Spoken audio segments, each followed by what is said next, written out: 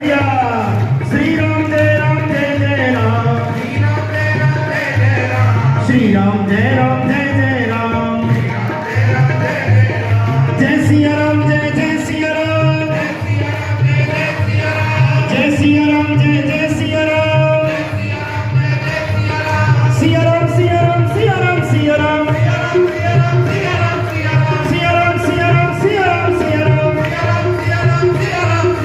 श्री राम जय राम जय जय राम, श्री राम जय राम जय जय राम, श्री राम जय राम जय जय राम, जय श्री राम, जय जय श्री राम। छोटी हमारी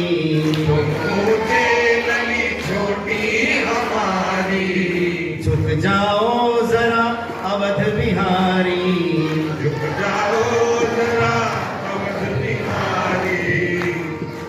राम जी तो सावधान खड़े हैं। सखी बोली नहीं नहीं, ये ससुराल है नहीं पाठशाला, ये ससुराल है नहीं पाठशाला। राम जी ने धनुष भग कर डाला, राम जी ने धनुष भग कर डाला।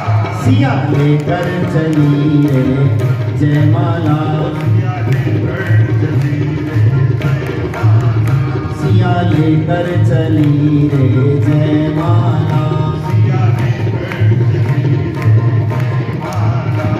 अरे बहुत देर हो गई, बहुत देर हो गई। भगवान झुकने को तैयार नहीं। जानकी और बेटी की विदाई के प्रसंग बड़े कारुणिक होते हैं। जब कभी कोई बिटिया पराई हुई, घर से बाबुल के उसकी विदाई हुई, किसने रूमाल आंचल भिगोया नहीं, वो हृदयहीन होगा जो रोया नहीं। जिस समय द्वार की देहली से बेटी बाहर कदम निकालती है, बाहर जो भीड़ खड़ी होती है, उस भीड़ में बेटी अपने पिता को ढूंढती है कि मेरे पिताजी कहाँ खड़े हुए हैं। क्योंकि सारे परिवार को पिता थामता है, और पिता जब अधीर होता है तो उसको उसकी पुत्री सहारा दिया करती है। बेटा बराबर के कमरे में बैठा होगा, 4-5 आवाजें लगाओ तब आएगा, और बेटियां 10-10, 20-20 घंटे का रास्ता तय करके भी माँ बाप से मिलने आ जाती हैं। कई बार हाथ में पैसे हैं, कई बार पैसे नहीं है, कई बार प्रबंध है, कई बार नहीं है, तो भी जैसे तैसे करके वो आ ही जाती हैं। और जब मिलने आती हैं तो माँ पूछती तू कैसे आई, तेरे पास तो पैसे नहीं थे। बोले माँ तुम तो अपना हालचाल कभी बताते नहीं। पड़ोस वाले अंकल जी अपनी बेटी से मिलने गए थे, उनसे मैंने पूछा मेरे माँ पिताजी कैसे हैं, उन्होंने बताया आजकल तबीयत ठीक नहीं रहती, तुम तो कुछ बताते नहीं। मुझसे रहा नहीं गया, मेरे पास एक अंगूठी रखी थी, वो बेचकर मैं पैसे लेकर मिलने चली आई। माँ कहती है बेटी वो तूने शादी की अंगूठी बेच दी, तेरे पापा ने कितने प्यार से बनवाई थी। तो बेटी माँ को समझाती है माँ अच्छा समय आएगा, 4 पैसे हाथ में आएंगे, अंगूठी तो दूसरी बन जाएगी, लेकिन दुनिया के किसी बाजार में दूसरे माँ बाप नहीं मिलेंगे, दुनिया के किसी बाजार में दूसरे मम्मी पापा नहीं मिलेंगे। ये टिमटिमाते हुए दीपक हैं, पता नहीं कौन सा दीपक कब शांत हो जाए, कम से कम मैं जाकर दर्शन तो करें।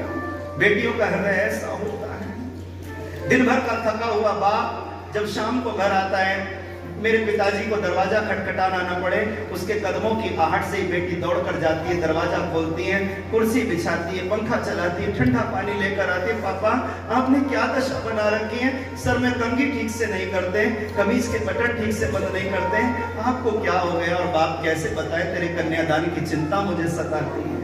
बेटी समझाया करती है पापा मैं सत्संग में गई थी, एक महाराज जी आए थे, उन्होंने कहा कि एक बेटी वाला होता है, एक बेटे वाला होता है, और दोनों के बीच में जब मुरली वाला आके बैठ जाता है सब काम अपने आप हो जाया करते। पापा आप क्यों चिंता करते हो, पापा आप क्यों घबराते हो। बेटियां ऐसे पिताजी को सहारा दिया करती हैं। इसलिए कभी किसी की बेटी को ताने मत देना, कभी किसी की बेटी को उल्हाने मत देना।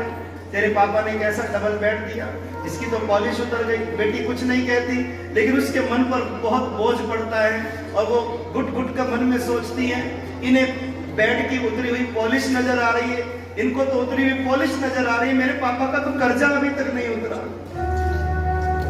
उन्होंने कैसे कैसे करके मेरे हाथ पीले किए हैं, और ये उतरी हुई पॉलिश नहीं। बेटियों की विदाई के प्रसंग बड़े कारुणिक होते हैं। माँ ने कहा, बेटी ये गृहस्थी है, इसमें उतार चढ़ाव बहुत आएंगे। कभी जीवन में कितना भी बड़ा दुख आए, किसी पड़ोसी के घर, किसी रिश्तेदार के घर अपने दुखड़े को रोने मत जाना। अपने घर में बैठकर अपने परमात्मा के आगे अपना दुखड़ा रो लेना, किसी के सामने जाकर के अपना दुखड़ा मत रो। और ऐसी बेटियां जिनके पिता नहीं होते, अकेली माँ होती है, और वो माँ जब अपनी बेटी के हाथ पीले करती है, जैसे मानो पहाड़ टूट पड़ा हो, ऐसी परिस्थिति हुआ करती है। और बेटी को विदा करके अकेले भवन में बैठ करके, अकेले कमरे में बैठ के रोती है। पास पड़ोस की स्त्रियां समझाने आती है, बहन जी बेटी तो सबकी विदा होती है, ऐसे रोगी तो कैसे काम चलेगा, आंखों की रोशनी और चली जाएगी। तब वो माँ कहती है, मैं इसलिए नहीं रो रही कि बेटी विदा हो गई, मैं तो इसलिए रो रही हूँ, इसके बाबूजी होते तो पता नहीं क्या क्या करते, इसके पापा होते तो पता नहीं क्या करते। उन्हें तो रात को नींद नहीं आती थी, वो तो जाग जाग के मुझसे बातें किया करते थे, अपनी लाली को ऐसे विदा करूंगा, अपनी लाडो को ऐसे विदा करूंगा, अपनी बेटी को ऐसे विदा करूंगा, और विदा करने से पहले स्वयं ही संसार से चलेगा। दीवार पर लगी हुई पिता की फोटो को देख देख कर वो बेटी की माँ बात किया करती है, देखो आपकी जिम्मेदारी को मैंने पूरा कर दिया, आप होते तो कितनी अच्छी बात होती है, आप भी इस दृश्य को देखते तो कितना अच्छा होता। मुझसे तो जो हो पाया मैं कर पड़ी, लेकिन आप होते तो पता नहीं क्या बात होती, आप होते तो ऐसा होता, आप होते तो वैसा होता। बेटियों की विदाई के प्रसंग बड़े कारुणिक हुआ करते हैं। महाराज जनक ने अपनी बेटियां समर्पित कर दी। महाराज दशरथ ने हाथ जोड़कर जनक जी का आभार प्रकट किया, महाराज हम तो अयोध्या से चले थे, आपने चिट्ठी भेजी।